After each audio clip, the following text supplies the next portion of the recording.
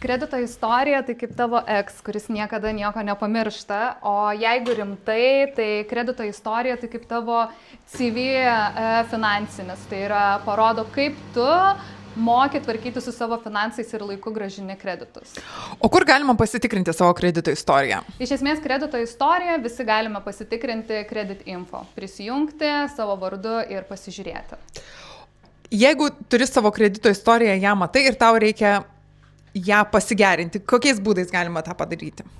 Tai jeigu viskas gerai su kredito istorija, nėra jokių vėlavimų, tai nieko gerinti nereikia, tiesiog laikytis to ir toliau, bet jeigu praeitie buvo kažkokių nuklydimų arba jaunystė kvailystė, tai tiesiog pasistengkite dabar bent jau pusę metų minimaliai arba metus, jokių vėlavimų už jokius kreditus, už jokius telefonus ar turimus įsipareigojimus ir tuomet jūs po truputį gerinate savo kredito istoriją.